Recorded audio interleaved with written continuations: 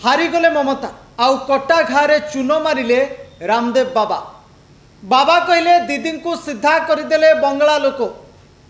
नमस्कार, मु विवेक, आपण देखुचंती न्यूज रूम। बंगलारे बीजेपी रो विजय ममता दीदी को आधिपत्यवादी चिंताधारा पाई एक बड़ चैलेंज।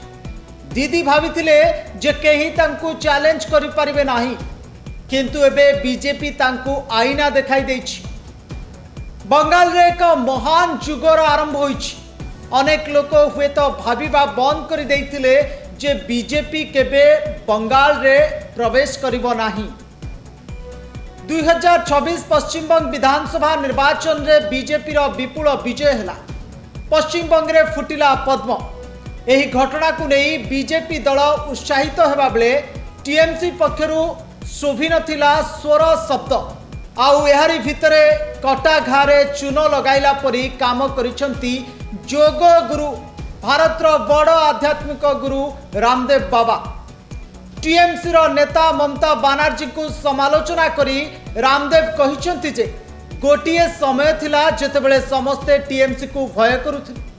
परिस्थिति एते भयंकर हो गला जे देशर गृह मंत्री को घोषणा करने को पड़ा जे से मानकु ओलटा झुलाई सीधा करिवे।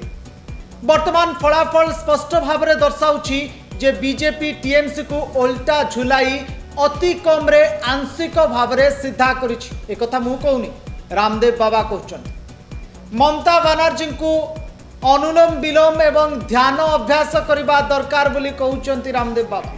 जोग गुरु एक साक्षात्कार कहते जे बंगला रे बीजेपी रो विजय ममता दीदी को आधिपत्यवादी चिंताधारा पाई एक बड़ चैलेंज। दीदी भाविथिले केही तांकु चैलेंज करि परिबे नाही, केही तांकु हराई परिबे नाही, किंतु एबे बीजेपी तांकु हराई देछि एवं अधिक बहुमत रे बीजेपी बेंगल रे बाजीमात करिछि। बंगला रे एक महान जुगर आरंभ होइछि। एक बड़ सूचना सारा देशवासी। अनेक लोक हुए तो भाविबा बंद कर देइथिले जे बीजेपी केबे बंगला रे प्रवेश करिबो नाही। कम्युनिस्ट माने सेठारे एते दृढ़ हो जाइथिले जे गत 15 वर्ष धरी केही दीदींको पाई एक गुरुत्वपूर्ण चैलेंज सृष्टि करि पारि नथिले।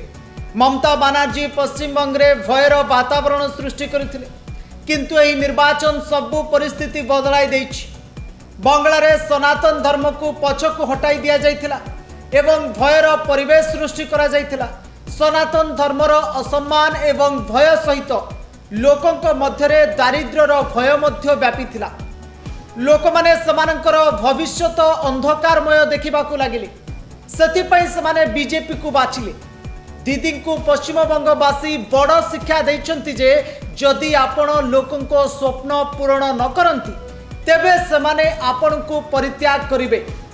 ममता बनर्जी को परामर्श देई रामदेव कहिसंती जे तांकु एबे विरोधी दल रे बसिबा को पड़िबो एवं एक दक्ष विरोधी दल भूमिका ग्रहण करिबा को हेले तांकु अनुलोम विलोम, ध्यान, ओंकार एवं देवी भगवती अभ्यास करिबा उचित। यारी माध्यम रे से निजकु जणे दक्ष विरोधी दल नेता भावरे प्रतिष्ठित करिबा को उपदेश देइछंती रामदेव बाबा।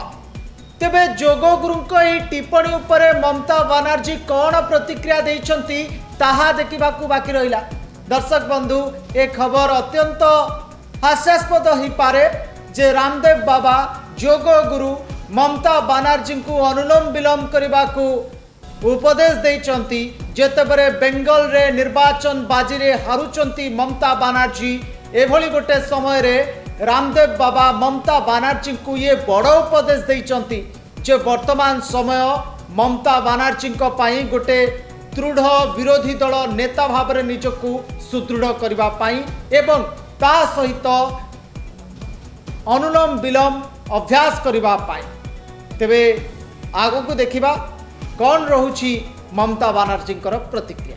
तेबे बोली रोचक खबर सहित जोड़ी हुई रहिबा पाई आपण न्यूज रूम को सब्सक्राइब करंतु। न्यूज रूम रो वीडियो गुडी को देखंतु, अन्य मानको शेयर करंतु, आउ आमको फॉलो पाइबा दियंतु। रहूछु, नमस्कार।